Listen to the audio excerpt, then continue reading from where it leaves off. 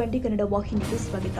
ಕಳೆದ 4 ದಿನಗಳ ಹಿಂದೆ ಧಾರವಾಡ ಜಿಲ್ಲಾ ಪಿಡಿಒ ಸಂಘದ ಅಧ್ಯಕ್ಷೆ ಪುಷ್ಪಾ ಮೇದಾರ ಹಾಗೂ ಧಾರವಾಡ ಜಿಲ್ಲಾ ಪಂಚಾಯಿತಿ ನಿವೃತ್ತ ಉಪ ಕಾರ್ಯದರ್ಶಿ ವೈಡಿ ಕುನಿಬಾವಿ ಅವರ ನಡುವೆ ಮಾಹಿತಿ ಹಕ್ಕಿನ ವಿಚಾರವಾಗಿ ಜಗಳ ನಡೆದಿತ್ತು. ಅದೇ ದಿನವೇ ಅವರಿಬ್ಬರು ಧಾರವಾಡ ಉಪನಗರ ಠಾಣೆಯಲ್ಲಿ ಪ್ರತಿದೂರು ದಾಖಲಿಸಿದ್ದಾರೆ. ಪಿಡಿಒ ಸಂಘದ ಅಧ್ಯಕ್ಷೆ ಪುಷ್ಪಾ ಈಗಾಗಲೇ ಕುನ್ನಿಬಾವಿ ಅವರ ಮೇಲೆ ಜಾತಿ ನಿಂದನೆ ಹಾಗೂ ಹಲ್ಲೆ ದೂರು ಕೊಟ್ಟಿದ್ರೆ, ಕುನ್ನಿಬಾವಿ ಅವರು ಪುಷ್ಪಾ ಮೇಲೆ ಕೊಲೆ ಯತ್ನದ ದೂರು ಕೊಟ್ಟಿದ್ದಾರೆ. ಈ ಹಿನ್ನೆಲೆ ನಿವೃತ್ತ ಉಪ ಕಾರ್ಯದರ್ಶಿ ವೈಡಿ ಕುನ್ನಿಬಾವಿ ಅವರನ್ನ ಬಂಧಿಸಬೇಕು, ಅವರ ಮಾಹಿತಿ ಹಾಗೂ ಹಕ್ಕಿನ ಅರ್ಜಿ ಬ್ಲಾಕ್ ಲಿಸ್ಟ್ಗೆ ಹಾಕಬೇಕು ಎಂದು ಪಿಡಿಒಗಳು ಕೆಲಸಕ್ಕೆ ಹಾಜರಾಗದೆ ಧಾರವಾಡ ಜಿಲ್ಲಾ ಪಂಚಾಯಿತಿ ಎದುರು ಧರಣಿ ಆರಂಭ ಮಾಡಿದ್ದಾರೆ. ಈಗ ಪುಷ್ಪಾ ಮೇದಾರ ಅವರು ಧರಣಿ ಕೈಬಿಡಲ್ಲ ಹಾಗೂ ಕೆಲಸಕ್ಕೆ ಹಾಜರಾಗಲ್ಲ ಎಂದು ಹೇಳ್ತಾ ಇದ್ದಾರೆ. ಆದರೆ ಪಿಡಿಒಗಳು ಕೆಲಸಕ್ಕೆ ಹಾಜರಾಗದೆ ಇದ್ದಿದ್ದಕ್ಕೆ ಸಾರ್ವಜನಿಕರು ತೊಂದರೆ ಅನುಭವಿಸಬೇಕಾಗಿ ಬಂದಿದೆ. ಸರ್ಕಾರಿ ಅಧಿಕಾರಿಗಳು ಧರಣಿ ಮಾಡಿದರೆ ಪಂಚಾಯಿತಿಯಲ್ಲಿ ಸಾಮಾನ್ಯ ಜನರ ಕೆಲಸಗಳು ಸ್ಥಗಿತಗೊಂಡಿದ್ದು, ತಕ್ಷಣ ಪಿಡಿಒಗಳ ಮೇಲೆ ಕ್ರಮವಾಗಲಿ ಅಂತ ಜಿಲ್ಲಾ ಪಂಚಾಯಿತಿ ಸಿಇಒಗೆ ಜನ ಮನವಿ ಮಾಡಿದ್ದಾರೆ. ಸದ್ಯ ಪ್ರಕರಣಕ್ಕೆ ಸಂಬಂಧಪಟ್ಟ ಹಾಗೆ ಪಿಡಿಒ ಸಂಘದ ಸದಸ್ಯರು ಧಾರವಾಡ ಜಿಲ್ಲಾ ಪಂಚಾಯಿತಿ ಸಿಇಒಗೆ ಮನವಿ ಕೊಟ್ಟಿದ್ದಾರೆ. ಆದರೆ ಪಿಡಿಒಗಳು ಕೆಲಸಕ್ಕೆ ಹಾಜರಾಗಿದ್ರೆ ತೊಂದರೆ ಇರ್ತಾ ಇರಲಿಲ್ಲ. ಅವರು ಕೆಲಸಕ್ಕೆ ಹಾಜರಾಗದೆ ಧರಣಿ ಮಾಡ್ತಾ ಇರೋದ್ರಿಂದ ಹಿರಿಯ ಅಧಿಕಾರಿಗಳಿಗೂ ಕೂಡ ಇದು ತಲೆನೋವಾಗಿದೆ. ಹೀಗಾಗಿ ಯಾವ ಪಿಡಿಒ ರಜೆ ಹಾಕದೆ ಧರಣಿಗೆ ಬಂದಿದ್ದಾರೋ ಅವರ ಮೇಲೆ ಕ್ರಮವಾಗುತ್ತೆ ಎಂದು ಸಿಇಒ ಹೇಳ್ತಾರೆ. ಈಗ ಪುಷ್ಪಾ ಹಾಗೂ ಕುನ್ನಿಬಾವಿ ಅವರ ನಡುವಿನ ಈ ಗಲಾಟೆ ವಿಚಾರ ತನಿಖೆ ಕೂಡ ಮಾಡಿಸ್ತೀವಿ ಎಂದು ಸಿಇಒ ಹೇಳಿದ್ದು ವೈಯಕ್ತಿಕ ವಿಚಾರ. ಇದರಲ್ಲಿ ಇದೆಯೋ ಅಥವಾ ಸಾರ್ವಜನಿಕವಾಗಿ ಘಟನೆ ಆಗಿದೆಯೋ ನೋಡಿ ಕ್ರಮ ಕೈಗೊಳ್ಳುವ ಮಾತು ಹೇಳ್ತಾರೆ. ಈಗೇನು ಅವ್ರು ಕೇಳಿದಾಗ ಏನು ತಪ್ಪಿಲ್ಲ ಸರ್. ಜನರಿಗೆ ತೊಂದರೆ ಆಗಲ್ಲ ಅಂತ ಮೂಲಭೂತ ಸೌಕರ್ಯಗಳನ್ನು ನಾವು ಸಾರ್ವಜನಿಕರಿಗೆ ಕೊಟ್ಟೆ ನಾವು ಇಲ್ಲಿ ಕುಂತಿದ್ವಿ. ಯಾವುದೇ ಮೂಲಭೂತ ಸೌಕರ್ಯಗಳ ಸ್ಥಗಿತಗೊಳಿಸಿ ನಾವೇನು ಕುಂತಿಲ್ಲ. ಯಾಕೆ ಅಷ್ಟು ನಾವು ಎಲ್ಲರೂ ಒಂದು ಸಮಾಜದೊಳಗೆ ಇದ್ದಾಗ ಆ ಮೂಲಭೂತ ಸೌಕರ್ಯಗಳು ಅತಿ ಅವಶ್ಯ ಜನರಿಗೆ. ಅಲ್ಲ, ನಾವು ಹೋರಾಟಕ್ಕೆ ಕೊಟ್ಟಿದ್ದ ಉದ್ದೇಶ ಒಂದೇ ಸರ್. ಸದರಿ ವ್ಯಕ್ತಿಯಿಂದ ನಮ್ಗೆ ಅನ್ಯಾಯ ಆಗೈತಿ.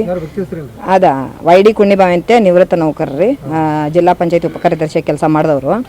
ಅವರು ಈಗಾಗಲೇ ನಮ್ಮ ಮ್ಯಾಗ ಇದನ್ನು ಹಲ್ಲೆ ಮಾಡಿದ್ದಕ್ಕೆ ಪ್ಲಸ್ ಜಾತಿ ನಿಂದನೆ ಮಾಡಿದ್ದಕ್ಕೆ ಈಗಾಗಲೇ ನಾವು ಉಪನಗರ ಪೊಲೀಸ್ ಸ್ಟೇಷನ್ನಲ್ಲಿ ಕಂಪ್ಲೇಂಟ್ ಕೊಟ್ಟಿದ್ದೈತಿ. FIR ಆದರೂ ಕೂಡ ಇನ್ನೂವರೆಗೂ ಬಂಧನ ಆಗಿಲ್ಲ ಸರ್. ಅದು ಕಂಪ್ಲೇಂಟ್ ಆಗಿದ್ದ ಮಾಹಿತಿ ನನಗಂತೂ ಗೊತ್ತಿಲ್ಲ. ನಾವಂತೂ ಆ ಕೆಲಸ ಮಾಡಲ್ಲ, ಸರ್ಕಾರಿ ನೌಕರರಾಗಿ ನಾವು ಮಾಡಲ್ಲ. ನಾನು ಒಂದೇ ಅವ್ರಿಗೆ ಪ್ರಶ್ನೆ ಏನು ಮಾಡಿದ್ದಂದ್ರೆ, ಅಕೌಂಟ್ಸ್ ಆಫೀಸರ್ಗೆ ಏರ್ದನಿಯಲ್ಲೇ ಮಾತಾಡ್ತಿದ್ರು. ಇಲ್ಲಿನೂ ಹಾಗೆ ಮಾಡ್ತಿದ್ರು, ಅಲ್ಲಿ ನಾವು ಭಾಳ ಸಲನೂ ನೋಡಿದ್ವಿ.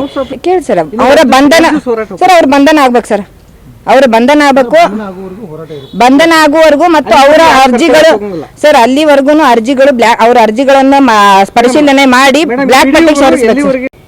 ಏನೊಂದು ಪಿಡಿಒಗಳು ಏಕಾಏಕಿ ಅನಧಿಕೃತವಾಗಿ ಒಂದು ಹೋರಾಟವನ್ನು ಹಮ್ಮಿಕೊಂಡರ ಅನಿರ್ದಿಷ್ಟಾವಧಿ ಹೋರಾಟದಿಂದ ಜನಸಾಮಾನ್ಯರಿಗೆ ಎಷ್ಟು ತೊಂದರೆ ಆಗ್ತಾ ಇದೆ. ಹಳ್ಳಿಗಳಲ್ಲಿ ಒಂದು ಉತ್ತಾರ ತಗೋಬೇಕಾದ್ರೆ ಅಥವಾ ನೀರಿನ ವ್ಯವಸ್ಥೆ ಯಾವುದು ಸಿಬ್ಬಂದಿಗಳ ಕೆಲಸ ಮಾಡ್ತಾ ಇಲ್ಲ ಪಿಡಿಒಗಳು ಇರಲಿ ಅಂತ, ಇವರು ಯಾವುದೇ ಪೇಮೆಂಟ್ ಆಗಬೇಕಾದ್ರೂ ತಂಬು ಕೊಡೋದಂತಿರ್ತೈತಿ, ಯಾವುದೇ ಕೆಲಸಕ್ಕಾದ್ರೂ ತಂಬು ಕೊಡೋದಂತೈತಿ. ಎಲ್ಲವನ್ನು ಬಿಟ್ಟು ಇವರು ಬಂದು ಇಲ್ಲಿ 4-5 ದಿನಗಳಿಂದ ಇಲ್ಲಿ ಕುಂತು ಒಂದು ಹೋರಾಟ ಮಾಡಕತ್ತಾರ. ಇಂಥ ಹೋರಾಟ ಸಮಂಜಸ ಅಲ್ಲ. ಸಾರ್ವಜನಿಕರ ಹಿತದೃಷ್ಟಿಯಿಂದ ನೋಡಿದ್ರೆ ಈ ಹೋರಾಟ ತಮ್ಮ ವೈಯಕ್ತಿಕ ಉದ್ದೇಶಕ್ಕಾಗಿ ಮಾಡಕತ್ತಾರ ಅಂತೇಳಿ ಅನಿಸೈತಿ. ಹಾಗಾಗಿ ಸಾರ್ವಜನಿಕರ ನಾವು ಕೂಡ ಸಾರ್ವಜನಿಕ ಬದುಕಿನಲ್ಲಿ ಇರೋದ್ರಿಂದ ನನಗೂ ಕೂಡ ಸಾಕಷ್ಟು ತೊಂದರೆ ಆಗಿದೆ ಪಂಚಾಯತಿಯಿಂದ. ಹಾಗಾಗಿ ಈ ಪಿಡಿಒಗಳು ಈ ಹೋರಾಟವನ್ನು ಕೈ ಬಿಡಬೇಕು. ಹಾಗೂ ಇವರು ಏನು ಕಾನೂನುಬದ್ಧವಾಗಿ ಹೋರಾಟ ಮಾಡಿದ ಹಿರಿಯ ಅಧಿಕಾರಿಗಳ ಒಂದು ಪರ್ಮಿಷನ್ ಇಲ್ಲದೆ 1966 ಆ್ಯಕ್ಟ್ ಪ್ರಕಾರ ಇವರು ಮಾಡೋಕೆ ಅಧಿಕಾರ ಇಲ್ಲ. ಆದರೂ ಕೂಡ ಇವರು ಮಾಡ್ತಾರೆ ಅಂತಂದ್ರೆ ಮಾಡೋಕ್ಕೇನು ಬೇಡ ಅಂದಿಲ್ಲ ನಾವು. ಅಧಿಕಾರಿಗಳಿಂದ ಕಿರುಕುಳ ಆಗಲಿ ಅಥವಾ ಸರ್ಕಾರದಿಂದ ಏನಾದ್ರು ಅನ್ಯಾಯ ಆಗೈತೆ ಅಂದರೆ ಒಂದು ಸಂಘ ಮಾಡ್ಕೊಂಡಾರ ಮಾಡಲಿ. ಆದರೆ ಸಾರ್ವಜನಿಕರಿಂದ ತೊಂದರೆ ಆಗ್ತೈತಿ, ಸಾರ್ವಜನಿಕರನ್ನ ನಮ್ಮ ಆಫೀಸ್ಗೆ ಬರಬಾರ್ರಿ ಅನ್ನೋ ಲೆಕ್ಕಕ್ಕೆ ಇವರು ಹೋರಾಟ ಮಾಡಿ ಹತ್ತಿಕ್ಕುವಂಥ ದುರುದ್ದೇಶದ ಮನೋಭಾವ ಹೊಂದಿರ್ತಾರಲ್ಲ, ಈ ಒಂದು ದುರುದ್ದೇಶದ ಮನೋಭಾವವನ್ನು ಅವರು ಸರ್ಕಾರಿ ಅಧಿಕಾರಿಗಳು ಹತ್ತಿಕ್ಕೆ ಇವ್ರನ್ನ ಸರಳ ಕೆಲಸ ಮಾಡೋಕ್ಕೆ ಹಚ್ಚಬೇಕು. ಆಮೇಲೆ ಕೆಲವೊಂದು 3-4 ದಿನ ಹಿಂದೆ ನಮ್ಮ ಎಲ್ಲ ಪಿಡಿಒಗಳು ಇಲ್ಲೇ ಬಂದು ಒಂದು ಮನವಿ ಕೊಟ್ಟಿದ್ದರು ಜಿಲ್ಲಾ ಪಂಚಾಯತ್ ಆವರಣದಲ್ಲಿ. ಇದರಲ್ಲಿ ಒಬ್ಬರು ವ್ಯಕ್ತಿ ಮೇಲೆ ಒಂದು FIRನೂ ಇದರಲ್ಲಿ ಆಗಿದೆ, ಒಂದು ಅಟ್ರೋಸಿಟಿ ಕೇಸ್ನೂ ರಿಜಿಸ್ಟರ್ ಇದರಲ್ಲಿ ಆಗಿದೆ.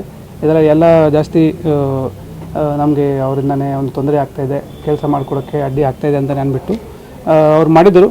ಕಂಪ್ಲೇಂಟ್ನೂ ಕೊಟ್ಟಿದ್ದೀವಿ. ಅದನ್ನು ನಾವು ಸರ್ಕಾರ ಗಮನಕ್ಕೆ ಕೂಡ ಪತ್ರ ಬರೆದಿದ್ದೀವಿ. ಏನಿದೆ ಅದರಲ್ಲಿ ಏನು ನಿಯಮಾನುಸಾರ ಇದನ್ನು ಮಾಡಿಕೊಡೋಕ್ಕೆ.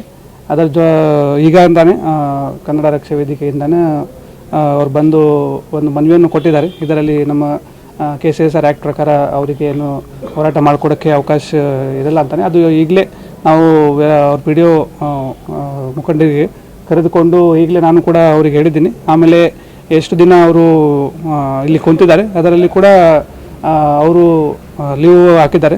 ಅದರಲ್ಲಿ ಕೂಡ ನಾವು ಅವರಿಗೆ ಅದರ ಬೇಸಿಸ್ ಮೇಲೆ ಕೂಡ ನಾವು ಕ್ರಮ ಖಂಡಿತವಾಗಿ ಕೈಗೊಳ್ತೀವಿ. ಮತ್ತು ಇದು ಏನು ಇದರಲ್ಲಿ ಸ್ಟ್ರೈಕ್ ಮಾಡಿಕೊಡ್ತಾರೆ ಅದನ್ನು ಕೂಡ ಇಮಿಡಿಯೇಟ್ಲಿ ಮುಗಿಸಲಿಕ್ಕೆ ಈಗಾಗಲೇ ನಿರ್ದೇಶನ ಕೊಟ್ಟಿದ್ದೀವಿ. ಸೊ ಇವತ್ತು ಅದನ್ನು ಮುಗಿಸ್ತಾರೆ. ಅದು ವೈಯಕ್ತಿಕ, ಅದರಲ್ಲಿ ನಮಗೆ ಕೂಡ ಡೈರೆಕ್ಟಾಗಿ ಹೇಳಲಿಕ್ಕೆ ಆಗಲ್ಲ ಇದು ವೈಯಕ್ತಿಕ ಇದೆ ಅಥವಾ ಸಾರ್ವಜನಿಕ ಇದೆ ಅಂತಾನೆ. ಅದನ್ನು ತನಿಖೆ ಆಗಲಿ, ತನಿಖೆ ಆದಮೇಲೆ ನಮಗೆ ಗೊತ್ತಾಗ್ತದೆ. ಒಟ್ಟಾರೆ ಈ ಪಿಡಿಒ ಸಂಘದ ಅಧ್ಯಕ್ಷ ಹಾಗೂ ನಿವೃತ್ತ ಅಧಿಕಾರಿಯ ಜಗಳದ ನಡುವೆ ಜನ ತೊಂದರೆ ಅನುಭವಿಸುವಂತಾಗಿದೆ. ಸದ್ಯ ಈಗ ಬೇಸಿಗೆ ಕಾಲವಿದೆ, ಗ್ರಾಮೀಣ ಭಾಗದಲ್ಲಿ ನೀರಿನ ಸಮಸ್ಯೆ ಕೂಡ ಇದೆ.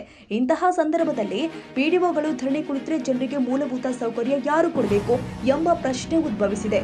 ಈಗ ಹಿರಿಯ ಅಧಿಕಾರಿಗಳು ಪಿಡಿಒಗಳ ಮೇಲೆ ಏನು ಕ್ರಮ ಕೈಗೊಳ್ಳುತ್ತಾರೆ ಕಾದು ನೋಡಬೇಕಾಗಿದೆ. ಕನ್ನಡಿಗರ ಮೆಚ್ಚಿನ ನಿಮ್ಮ TV20 ಕನ್ನಡ ವಾಹಿನಿ ಇದೀಗ ಟಿವಿಯಲ್ಲಿ ಲಭ್ಯ.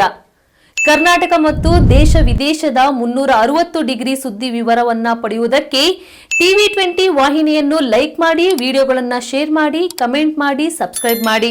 HCN ಕೇಬಲ್ 842 ನಂಬರ್ನಲ್ಲಿ ಹುಕ್ಕೇರಿ ತಾಲೂಕು ಹಾಗೂ ಸಂಕೇಶ್ವರದ ಸುತ್ತಮುತ್ತಲಿನ ಹಳ್ಳಿಗಳಲ್ಲಿ ಲಭ್ಯ. PCN ಕೇಬಲ್ 129 ನಂಬರ್ನಲ್ಲಿ ಹಾರುಗೆರೆ ಸುತ್ತಮುತ್ತಲಿನ ಹಳ್ಳಿಗಳಲ್ಲಿ ಲಭ್ಯ. ರಾಯಬಾಗ್ ಡಿಜಿಟಲ್ ಚಾನೆಲ್ ಕೇಬಲ್ 80ನೇ ನಂಬರ್ನಲ್ಲಿ ರಾಯಬಾಗ ತಾಲೂಕಿನ ಸುತ್ತಮುತ್ತಲಿನ ಹಳ್ಳಿಗಳಲ್ಲಿ ಲಭ್ಯ. UDCN ಕೇಬಲ್ ನೆಟ್ವರ್ಕ್ ಉಗಾರ ಸುತ್ತಮುತ್ತಲಿನ ಹಳ್ಳಿಗಳಲ್ಲಿ ನಿಮ್ಮ TV20 ಕನ್ನಡ ವಾಹಿನಿಯೂ ಲಭ್ಯ.